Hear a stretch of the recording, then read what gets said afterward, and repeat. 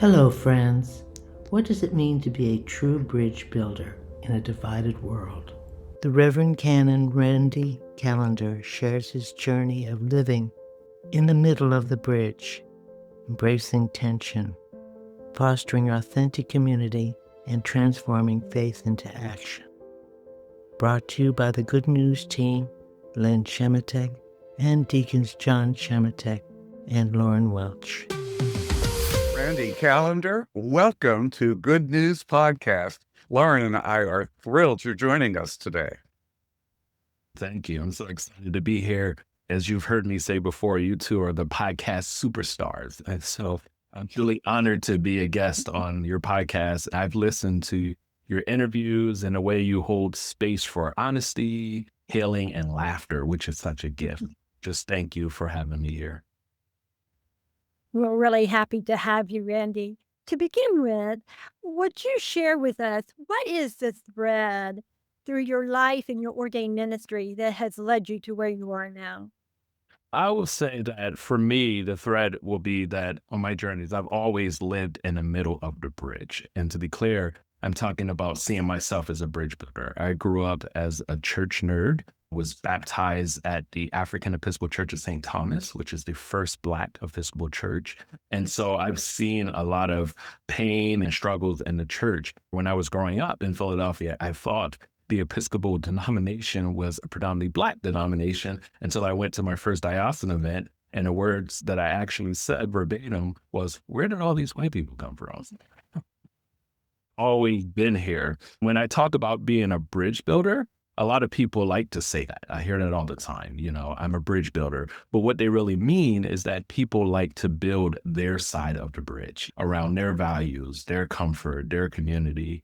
And then they hope that the other people who might be different, look differently, speak differently, are building their sides as well. But as I would tell people, nobody wants to walk over or drive over a bridge that has a hole or gap in the center. That's the thread that brought me to this ministry and that messy, unfinished middle. I learned to stay in that space where tension lives, where differences rub against each other, and not run from it. That's how I feel. That's where God has called me to stand, to be in that center. And again, not as a fixer, but as someone who listens. Over time, I've learned not to listen to respond as people are debating, but to listen to understand and to see where God is in the center of that bridge. So that's kind of been the thread, being that bridge builder and finding God in those difficult spaces.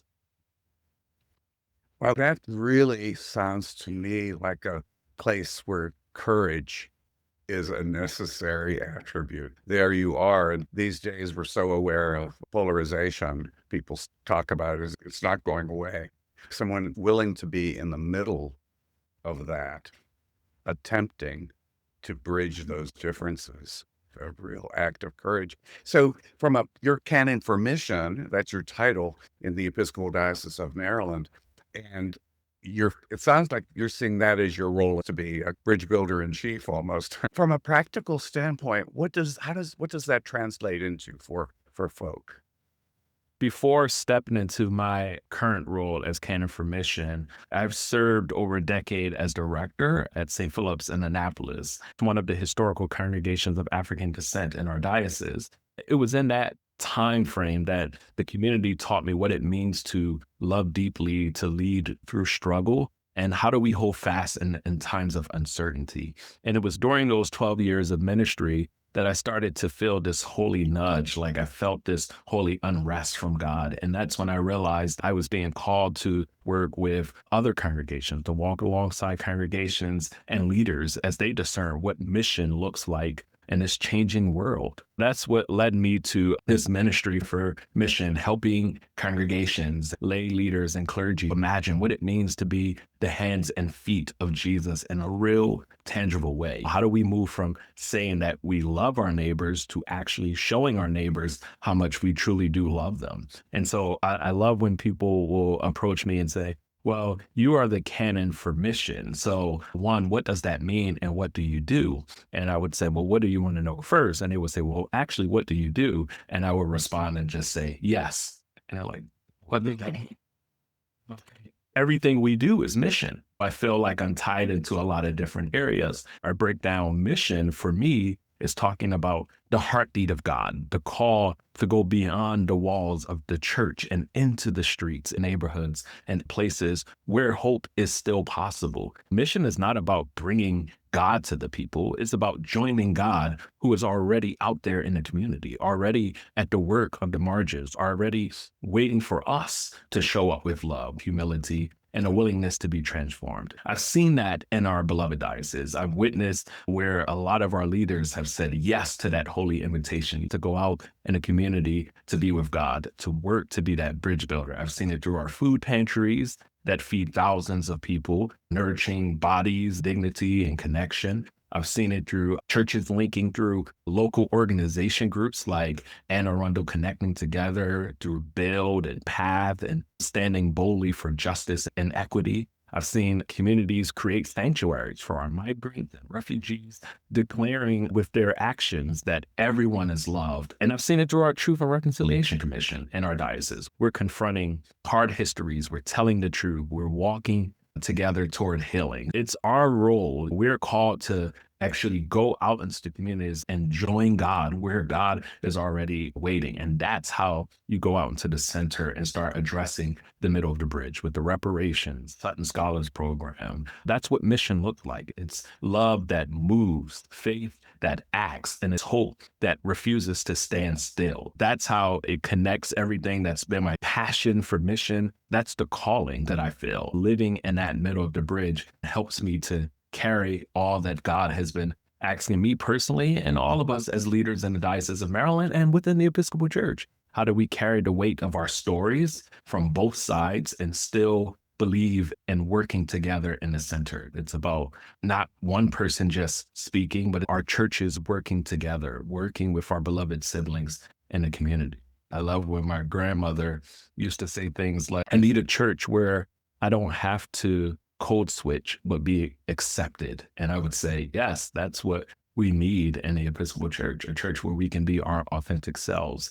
And as a Black minister growing up in Black congregations and carrying this deep legacy of strength and trauma as well, that's where I strive to make sure that all who are welcome into our churches feel that same love, that they don't have to switch up to be accepted, that they can come as their authentic selves. And so as Canon for Mission, I get to do that. Again, not tell people that you love them, but actually show people how much you love them. So you're really reminding us when you, as individuals and as parishes, that in case you've forgotten it, that we are a missional church. We are people on a mission. We are called by God. How is that message received when you take it out there? It's not easy. I've been in some of our congregations where when I talk about mission, sometimes people hear, how do we get our churches on Sunday to grow and have a bunch of people in our pews? The question I would always ask is, are you calling me to help you as Canon for Mission to focus on ASA, average Sunday attendance, or as Bishop Chilton would say, are you wondering to focus on AWI, average weekly impact? When I was at St. Philip's, I would focus on average weekly impact. Community was gone, where the rest of the community noticed that the building and the people there are missing. And if you're not focusing on the average weekly impact by actually going out into the community and meeting where God is, then if your church building was to close and if people weren't there to show up, then the community would never know that the church was closed or that it was missing. But if you are engaged and out there with God, they will know that you're missing if your doors were locked and you were closed. So average weekly impact is the piece where I try to get most of our congregations and our leaders to focus on. And sometimes that can be difficult because, again, we've always lived in that space where average Sunday attendance is sometimes important. And we want to make sure we have a lot of people worshiping with us on Sunday. But as the church, when we do God's work, when we do God's mission, it's not always about Sunday service. It's about where do you stand with God on Monday? Where are you walking with God on Tuesday, Wednesday, Thursday, Friday, and Saturday, and not just on Sunday? So that could be hard for people because sometimes people only see mission or the church on one day. As I go out and I preach, it's just reminding people what our role and our call is to do. Randy, as you stand in this middle and you try to get people to see what mission is, which is being in the world where God is with God's people, it takes a lot of patience. So, what is it that helps you be patient with everything that's going on and all the feedback that you may get, and some of which may not be the best? What gives me patience is finding God in the midst of chaos. I always find God's peace in the midst of chaos. I'll even align it with the word of hope. What gives me patience and hope? I'll start with my 2-year-old daughter. She's the one who gives me patience and hope. My 2-year-old daughter, Soraya, she's bold, she's funny, asks deep questions. Even when I'm preaching, she somehow knows when I'm preaching too long. And she reminds me that while I'm preaching as well.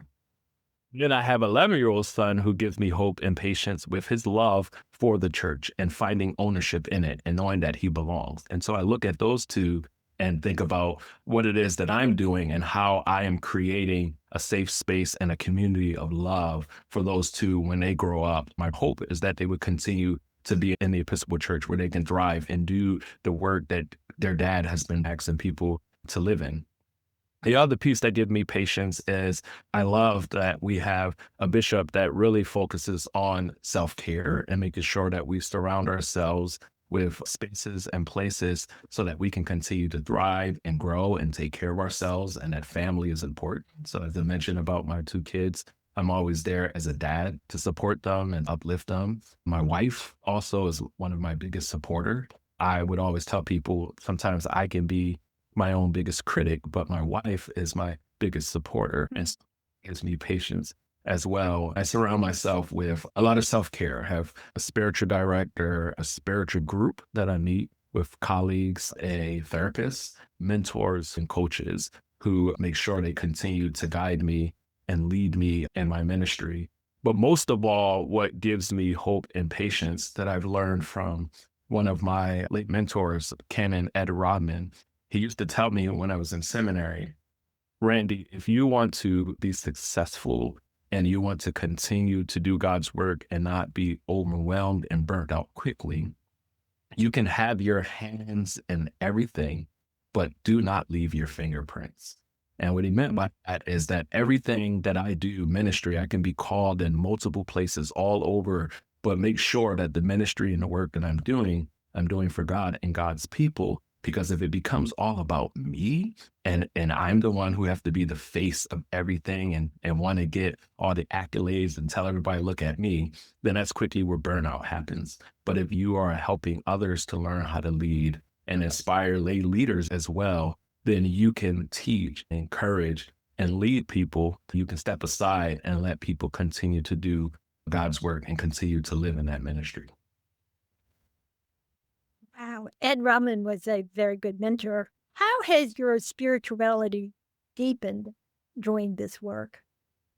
My spirituality has deepened in the part where some days I find myself wondering, are we really changing when it comes to the church, or are we just rearranging the furniture?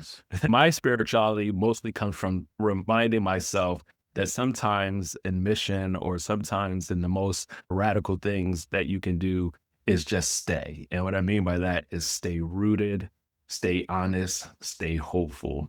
Many who have received emails from me have saw at the bottom of my email, you'll see a scripture where it talks about be still, know that I am God, or I say peace, be still, and know that I am God. And those are the words that echo in my heart and my spirit, and I hear them often. And those are the words that carries me every day. And so when I am feeling overwhelmed, or when I feel like there's too much happening, things that are going on in our country where people seem divided, where everyone is seeking and searching for answers and have all these questions, and we're not getting enough results and things happening, I hear those words, peace, be still, and know that I am God. And it connects me and brings me back to God in Christ being my anchor and leading me and reminding me that everything that I do is not about me.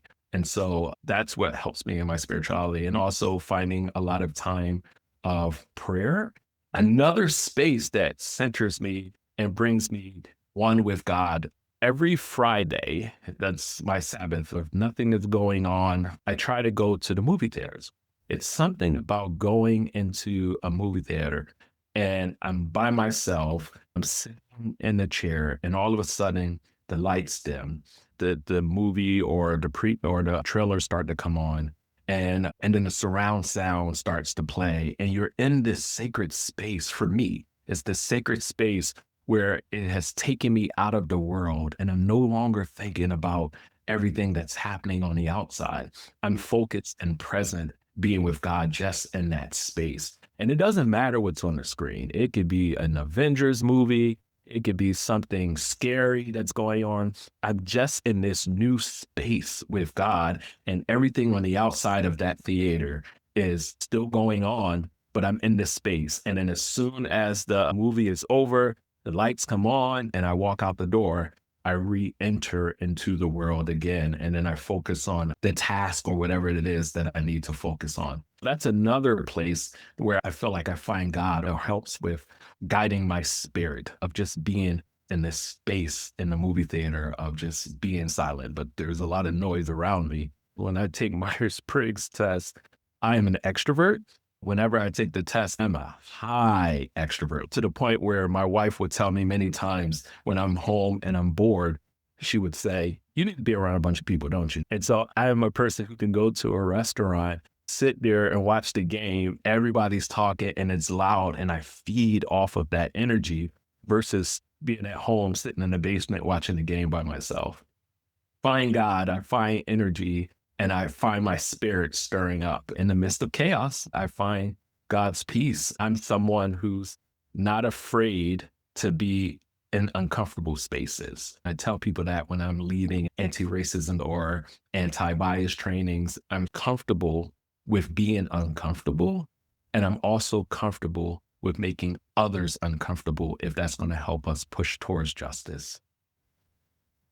Well, Randy, you don't really surprise me when you say you're an extrovert. You might have surprised me about movies, but I kind of had that sense, and what I'm really appreciating and listening with you today is there's so many amazing clues for folks about how to become more spiritually healthy. You're talking about your spiritual life and thinking about all the different facets that you mentioned, ranging from spiritual director to movie director. It's all there. There's so much that feeds the spirit if you allow it to. And I commend that. And that's just a wonderful model for people to consider. Another thing I'm kind of wondering, Randy, is I know Bishop Carey has several canons. Many of them have actually been guests on our podcast, and they tend to go around from parish to parish, teaching, preaching, talking, meeting.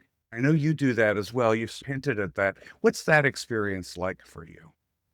I love it. I mean, I really enjoy preaching. It's truly a passion and a gift for me. I enjoy going out into our congregations and having the opportunity to preach and be with so many amazing leaders in the Diocese of Maryland. When I go out, I get the opportunity to let our congregations know that we are here to help them. Our role is to support all of our congregations, our schools, our clergy, our lay leaders, everyone, to help them in any way they can continue to strive in their ministry, love each other, love God, and just do God's work. And when I'm there, I also get the opportunity, as I mentioned earlier, to share what it means to be the canon for mission. I normally tell people I'm your canon for mission. I'm not the diocesan office canon. I'm your canon for mission, where I get to serve and support all of our congregations. And then I will break down some of the areas of how I get to do that. The first one is I help congregations connect with their community. A lot of times we say we love our neighbors, but we don't know our neighbors. I help congregations learn how to do that by doing listening sessions with their communities, figuring out what their community views the church. A lot of us sometimes don't even know what our community thinks about our congregations, and I help congregations explore that. The second way is I help congregations get to really know each other. Kristen and I get a great opportunity to work together doing anti-bias trainings. And then I get to work with Reverend Pan and Conrad to do anti-racism trainings, our Becoming Beloved Community trainings. And so the second piece I would tell congregations is I help you all connect with each other. I was at a church one time, and this woman was sharing how, she's been a member of this church for over 20 years and was happy to share that the person next to her with someone that she's been worshiping with for many years as well. And then I just said, that's great. And I asked, well, what does she do for a living? And I froze and thought, oh, I help congregations really get to know each other. Sometimes we sit next to each other every single Sunday, but we don't really get an opportunity to learn about who the person is. Through our anti-racism training, we get to do that work. Through our anti-bias training, we get to do that work. Having house meetings within our congregations, we get to do that work where we get to ask each other, what keeps you up at night? What brought you here to this church? Why are you still here in this space? What is it about this community that you love the most? What is it about space that inspires you, that feeds you? Where do you see God in this church as well as out in the community? You're helping people build a relationship with each other. And then the third part is finding ways of connecting with God through creation care. If you're looking at environmental justice, you can look at ways of connecting with God through our food pantry ministries, our Maryland Episcopal Public Policy Network. We can look to connect with God through other forms of ministries of connecting with God within the parish, within the community, or even if people want to do things on a national level. So how do we connect with our community? How do we connect with each other? And how do we connect with God? I break it down when I go out to congregations and help them figure out what mission ministry is important to them. What do they feel God is calling them to do? And what gives them excitement and joy as they go out and meet God where God is already dwelling and moving within their community? That's awesome. And I think this so much ties into your original opening comment with us about being a bridge builder. And this is, if the divine mystery is about anything, in my opinion, it's about relationships and connections. And so that's your life and your work and all of our life and work. I thank you for that. Thanks for that image. Lauren, I'm going to turn to you and say, I think it's time for you to ask Randy a final question. Okay, Randy, you have shared so much. And as we leave this conversation, what would you like to leave our listeners? What advice would you like to leave them with? So from the very beginning, I talk about living in the middle of the bridge. And yes, that's where I live. It's not always glamorous. And sometimes it can feel lonely. Often it is heavy.